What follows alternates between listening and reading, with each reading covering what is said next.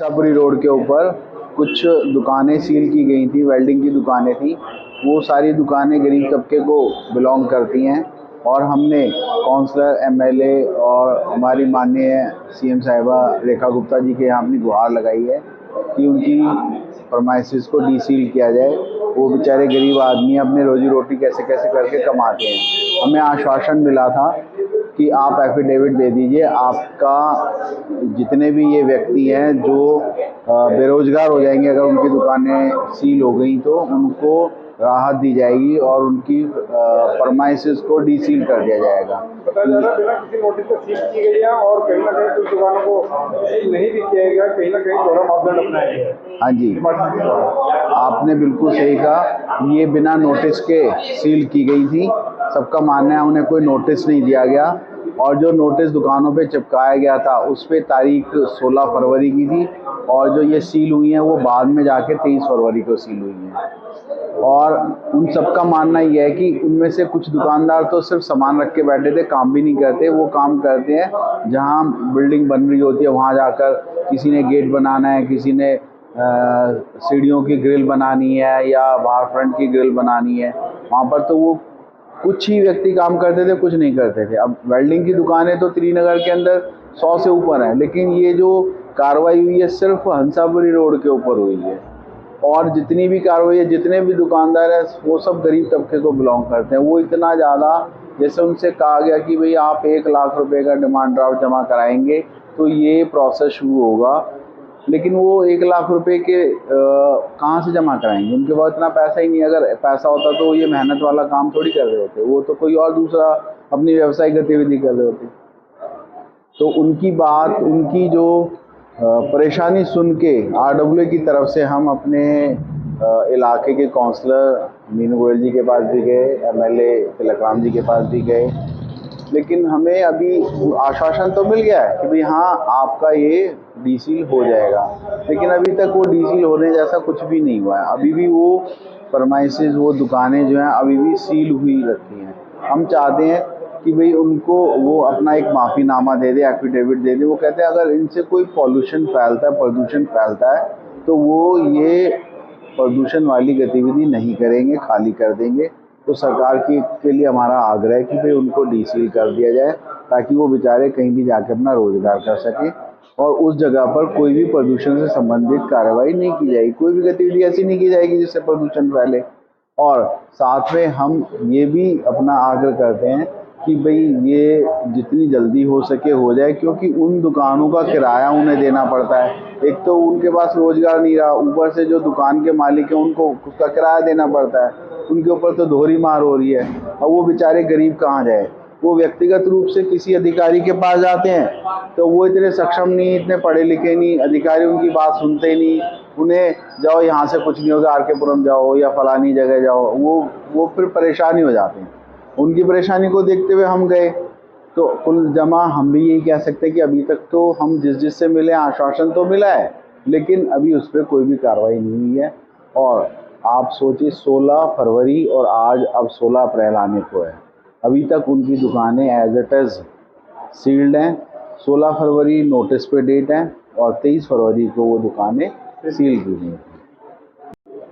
समस्या नहीं, समाधान चाहिए। आज विधायक से जहाँ जितने भी आरडब्ल्यूएज, market association, senior citizen association के सभी पदाधिकारी उपस्थित थे और आपने देखा कि सभी की एक आवाज़, समस्या नहीं समाधान, सीवर नहीं तो सड़क नहीं। तो आइए इस संदर्भ में हम बात करते हैं। हमारे बीच में हम कुछ और साथी रामपुरा विकास समिति से भाई प्रणय खारी जी हैं।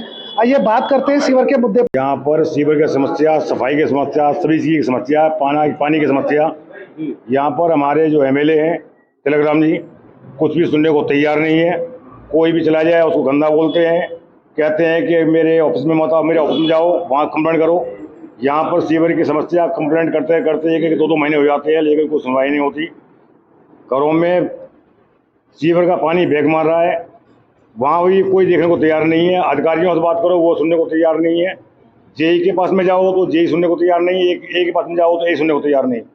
और अगर कोई मिल भी जाता है तो कहते हैं कि ठीक है हम गाड़ी भेज देंगे, लेकिन कोई भी 1-2 महीने तक गाड़ी नहीं आती है। उससे अगेंस्ट अगर एमएलए साहब को बात करो तो कहते हैं कि मैं पूजा में हूँ, अभी 1 घंटे बाद में बात करना। 1 घंटे बाद में बात करो तो कहते हैं कि मेरे से बात करने की जरूरत नहीं है, मेरे ऑफिस में जाके बात करो। ऑफिस में जाओ तो वहाँ 2-3 आदमी बैठे हुए हैं, डेली वहाँ कंप्लेंट लिखवाते रहो, कोई भी सुनवाई नहीं होती 2-2 महीने तक भी।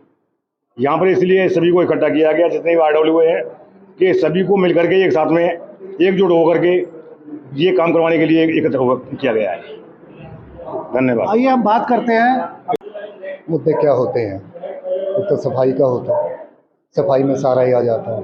सफाई में सीवर भी है, सफाई में गलियों की वैसे जो स्वीपर से होती है वो भी आता है, और बाकी पानी का होता है, पानी कितना साफ़ है कितना गंदा है, यही समस्याएं होती है। और वो समस्याएं जो है, शायद मैं जे कॉलोनी का नाम लेके जे कॉलोनी को बदनाम नहीं करना चाहता, क्योंकि वहाँ पर भी जो रहते हैं वो हमारे ही साथी है, हमारे भाई है, हमारे बच्चे हैं। बट फिर भी कंपैरिजन के लिए मैं ये कहना चाहता हूँ कि जो जे कॉलोनी में हाल है, त्रिनगर में हाल उससे कहीं ज़्यादा बुरा है।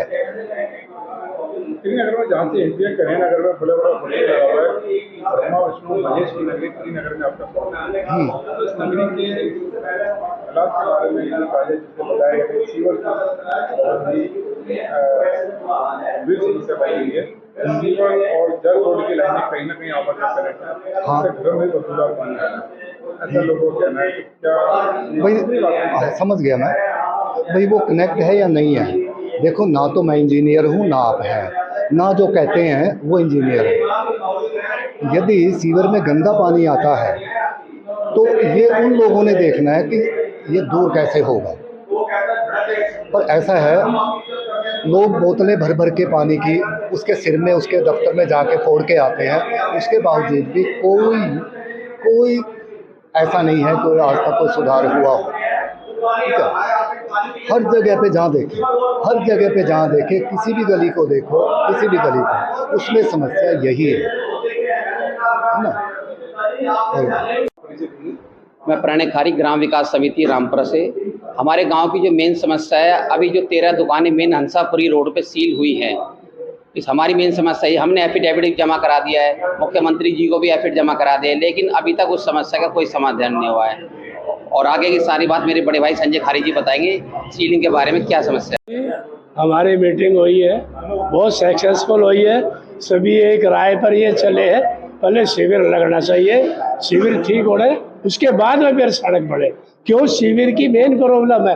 हमारे खुद 1 नंबर गली के अंदर जो ना 40 साल पहले बढ़ा था, और वो लेवल इतना नीचा था, शिविर हो जाए, बोर फुल हो जाए, कमरों के अंदर पानी आ जाता है, चौक में पानी आ जाता है। जब ये शिविर का वहाँ जाते हैं, उसके पास 2 दिन लग जाते हैं, बार बार जाना पड़ता है, वो फिर खोल के जाते हैं, फिर तीसरे दिन फिर जाते हैं। तो शिविर की जो है सबसे ज़्यादा समस्या है। और जब तक शिविर की नहीं होगी ना, कुछ भी बना ला, कुछ नहीं, फिर तोड़ेंगे, फिर दोबारा फिर सड़क बनेगी। क्या आइडिया हुआ?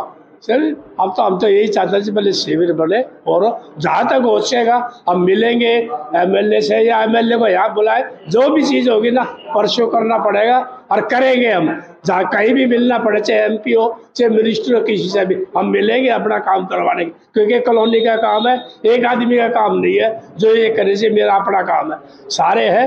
ऐसे इसको RWO के साथ में लेंगे।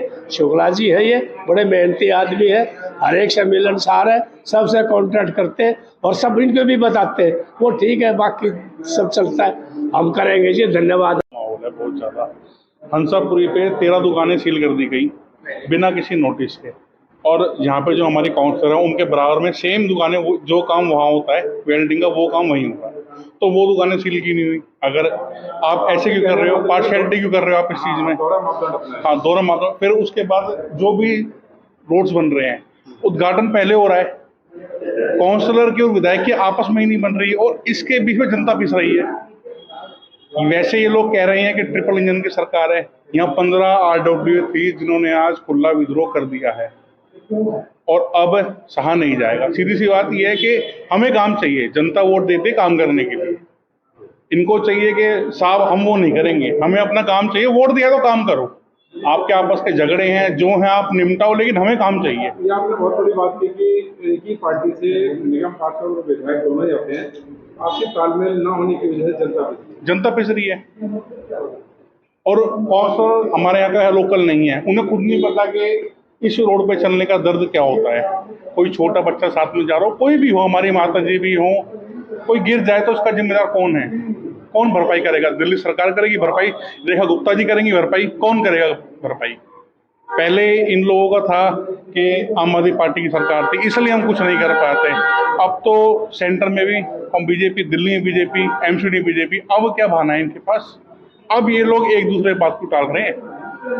तो हम तो सिर्फ इसी का जवाब मांग